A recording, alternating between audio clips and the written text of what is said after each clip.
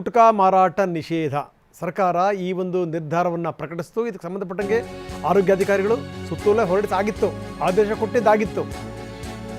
ಈಗ CM DK Shivakumar ಇದಕ್ಕೆ ಸಂಬಂಧಪಟ್ಟಂಗೆ ಗರಂ ಆಗಿದ್ದಾರೆ. ಯಾರನ್ನು ಕೇಳಿ ಈ ಆದೇಶ ಮಾಡಿದ್ರಿ?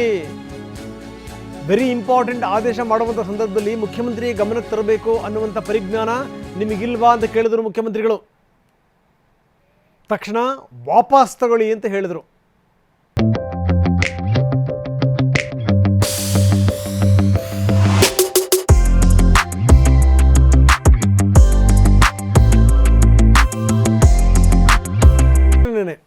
ಇದಕ್ಕೆ ಸಂಬಂಧಪಟ್ಟಂಗೆ ಕಾಂಗ್ರೆಸ್ ಶಾಸಕರು DK ಶಿವಕುಮಾರ್ ಅವರ ಗಮನಕ್ಕೆ ತಗೊಂಬಂದರು.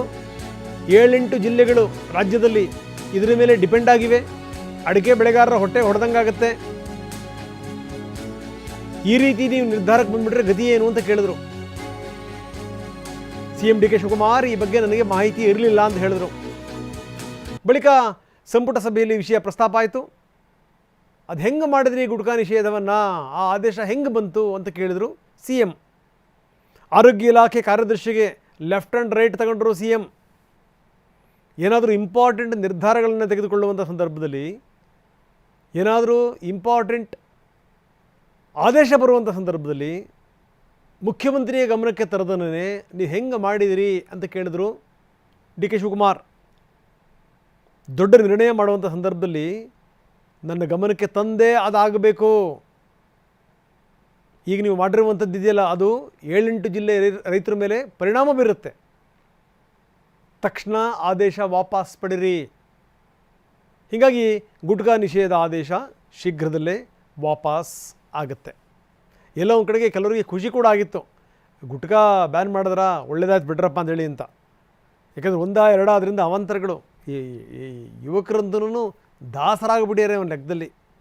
ಕೆಲವೊಂದು ಜಿಲ್ಲೆಗಳಲ್ಲಿ ಕಂಟ್ರೋಲ್ ಮಾಡೋಕ್ಕಾಗ್ತಾ ಇಲ್ಲ ಇಂಥ ಸಂದರ್ಭದಲ್ಲಿ. ಆದರೆ ಈಗ DK ಶಿವಕುಮಾರ್ ಅವರ ನಿರ್ಧಾರದ ಮೇರೆಗೆ ಇದನ್ನು ವಾಪಸ್ ಪಡೆಯಲಾಗ್ತಾ ಇದೆ.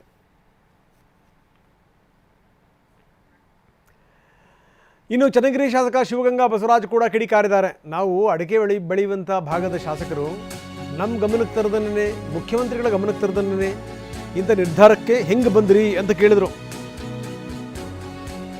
ಅದಕ್ಕೆ ನಾವು CM ಅವ್ರ ಗಮನಕ್ಕೆ ತಂದ್ವಿ. CM ನಮ್ಮ ಜೊತೆಗೆ ನಿಂತಿದ್ದಾರೆ, ಅಡಿಕೆ ಬೆಳೆಯೋ ರೈತರ ಜೊತೆ ನಾವಿದ್ದೀವಿ ಅಂತಾರೆ ಶಿವಗಂಗಾ. ಬನ್ನಿ ಏನಂತಾರೆ ನೋಡೋಣ. ಈ ವಿಚಾರವಾಗಿ ಮಾತಾಡಲಿಕ್ಕೆ ಈಗಾಗಲೇ ಚನ್ನಗಿರಿ ಶಾಸಕರಂತ ಶಿವಗಂಗಾ ಬಸವರಾಜ್ ಇದ್ದಾರೆ. ಬನ್ನಿ ಅವರನ್ನು ನಾನು ಮಾತಾಡಿಸ್ತಾ ಹೋಗ್ತೀನಿ. ಸರ್, ಈಗ ಈ ಒಂದು ನಿರ್ಧಾರವನ್ನು ತೆಗೆದುಕೊಳ್ಳಲಾಗಿದೆ, ಗುಟ್ಕಾ ಮತ್ತು ತಂಬಾಕು ಬ್ಯಾನ್ ಮಾಡಬೇಕು ಅಂತೇಳಿ. ಇದರಿಂದ ರೈತರು ಏನಂತಂದರೆ ಅಡಿಕೆ ಬೆಳೆಯುವಂಥ ರೈತರಲ್ಲಿ ಆಕ್ರೋಶ ಕೂಡ ಹೆಚ್ಚಾಗಿದೆ. ಹೌದು, ಇದರಲ್ಲಿ ಸ್ವಲ್ಪ ಗೊಂದಲ ಇದೆ. ನಾನು ಇದ್ರ ಪೂರ್ವಕವಾಗಿ ಈಗ ತಾನೇ ಆಯುಕ್ತರವ್ರನ್ನ ಭೇಟಿ ಮಾಡಿ, ಫುಡ್ ಆ್ಯಂಡ್ ಸೇಫ್ಟಿ ಕಮಿಷನರ್ನ ಭೇಟಿ ಮಾಡಿ ಬಂದೆ. ಇಲ್ಲೆಲ್ಲೂ ಸಹ ಅಡಿಕೆ ಬ್ಯಾನ್ ಆಗೋ ಒಂದು ವಿಷಯ ಇಲ್ಲ. ರೈತರಲ್ಲಿ ಸ್ವಲ್ಪ ಗೊಂದಲ ಆಗಿದೆ. ಯಾಕೆಂದರೆ ನಾನು ಚನ್ನಗಿರಿ ವಿಧಾನಸಭಾ ಕ್ಷೇತ್ರದಿಂದ ಆಯ್ಕೆ ಆಗ್ತಾ ಇದ್ದೀನಿ. ಅಲ್ಲಿ ಅತಿ ಹೆಚ್ಚು ರಾಜ್ಯದಲ್ಲಿ ಅಡಿಕೆ ಬೆಳೆಯುವಂಥ ರೈತರು ಇರೋಂಥ ಕ್ಷೇತ್ರ. ನಮ್ಮ ರೈತರಿಗೆ ನಾನು ಮನವಿ ಮಾಡ್ತೀನಿ, ಯಾವುದೇ ಕಾರಣಕ್ಕೂ ಅಡಿಕೆ ಬ್ಯಾನ್ ಆಗುವಂಥ ಅಥವಾ ಅಡಿಕೆ ನಿಷೇಧ ಆಗುವಂಥ ವ್ಯವಸ್ಥೆ ಸರ್ಕಾರ ಮಾಡಿಲ್ಲ, ಮಾಡೋದಿಲ್ಲ, ಮಾಡೋಕ್ಕೆ ನಾವು ಬಿಡೋದು ಇಲ್ಲ. ಈ ಮೂಲಕ ನಾನು ಮುಖ್ಯಮಂತ್ರಿ ಮನವಿನೂ ಮಾಡ್ತೀನಿ. ಅಂತ ಅಡಿಕೆ ಅಂತ ಒಂದು ಪದಾರ್ಥ, ಆಹಾರ ಪದಾರ್ಥ, ಅದು ಆಹಾರ ಪದಾರ್ಥ ಅಂತ ಈ ಹಿಂದೆಲ್ಲೇ ಘೋಷಣೆ ಆಗಿದೆ. ಆ ವಿಷಯವಾಗಿ ಏನಾದ್ರು ಚರ್ಚೆ ಅಥವಾ ಆ ವಿಷಯಕ್ಕೆ ಬ್ಯಾನು ಅಥವಾ ಆ ವಿಷಯವಾಗಿ ಏನೇ ಇದ್ರೂ ಸಹ ಸಂಬಂಧಪಟ್ಟಂಥ ಅಡಿಕೆ ಬೆಳೆಗಾರರ ಒಂದು ರಕ್ಷಣೆಗೆ ನಾವು ನಿಲ್ಲಬೇಕಾಗ್ತದೆ. ಸಂಬಂಧಪಟ್ಟಂಥ ಸಬ್ಜೆಕ್ಟ್ ಬಂದಲ್ಲಿ ನಮ್ಮನ್ನೆಲ್ಲ ಒಂದು ಗಣನೆಗೆ ತಗೊಂಡು ಇದನ್ನು ಪರಿಶೀಲನೆ ಮಾಡಿ ಮಾಡಬೇಕು ಅಂತ ಮನವಿ ಮಾಡ್ತೀನಿ. ಇದು ಅಡಿಕೆ ಕೇವಲ ಒಂದು ಭಾಗಕ್ಕಲ್ಲ, ಸಾಕಷ್ಟು ಭಾಗಗಳಲ್ಲಿ ಮಲೆನಾಡು ಸೇರಿದಂತೆ ತುಮಕೂರುವರೆಗೂ ಬಂದಿದೆ. ಅಲ್ಲಿನ ರೈತರಲ್ಲಿ ಒಂದು ಆತಂಕ ಅಂದರೆ ಅಡಿಕೆ ಬೆಳೆ ರೇಟ್ಗಳು ಕಡಿಮೆ ಆಗುತ್ತೆ, ಮುಂದೆ ಜೀವನ ಹೇಗೆ ಅಂತ ಹೇಳಿ. ಯಾವುದೇ ಕಾರಣಕ್ಕೂ ಅಡಿಕೆ ಬೆಳೆಗಾರರು ಅಂತ ರೈತರು ಧೃತಿಗೆಡೋದು ಬೇಡ. ಯಾವುದೇ ಕಾರಣಕ್ಕೂ ಅಡಿಕೆ ಬ್ಯಾನ್ ಮಾಡೋ ಅಂಥ ವ್ಯವಸ್ಥೆನೂ ನಮ್ಮಲ್ಲಿಲ್ಲ ಸರ್ಕಾರದಲ್ಲಿ.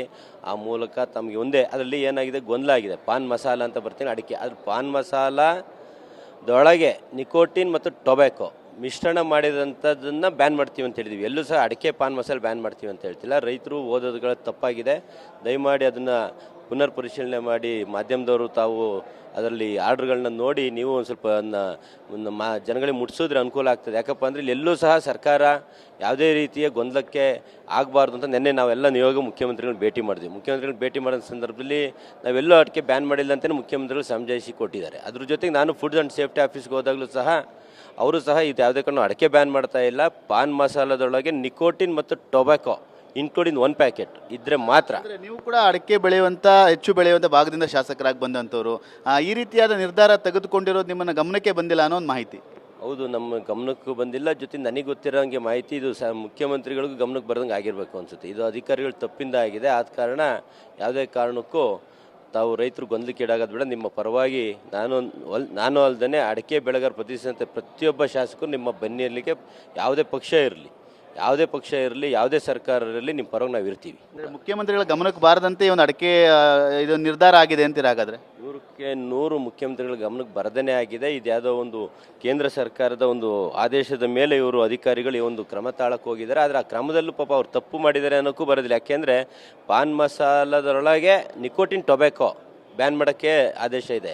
ಎಲ್ಲೂ ಸಹ ಪಾನ್ ಮಸಾಲ ಬ್ಯಾನ್ ಮಾಡೋಕ್ಕಿಲ್ಲ. ಪಾನ್ ಮಸಾಲ ಅಂತ ಅಡಕೆನೇ ಬರೋದು. ಆದ ಕಾರಣ ಪಾನ್ ಮಸಾಲ ಅಂತ ಮಾಧ್ಯಮದಲ್ಲಿ ಪೇಪರ್ನಲ್ಲಿ ಬಂದಿರೋದಕ್ಕೆ ರೈತರು ಗೊಂದಲಕ್ಕೀಡಾಗಿದ್ದಾರೆ. ಎಲ್ಲೋ ಒಂದು ಕಡೆ ಮುಖ್ಯಮಂತ್ರಿ ಗಮನಕ್ಕೆ ಬರೋದು ಅಧಿಕಾರಿಗಳು ಮಾಡಿದ್ದಾರೆ ಅಂತ ನಾನು ಹೇಳಕ್ಕೆ ಬಯಸ್ತೀನಿ. ಕ್ಯಾಮ್ರಾಮನ್ ಸೈಯದ್ ಜೊತೆ ಸುನಿಲ್, TV9 ಬೆಂಗಳೂರು.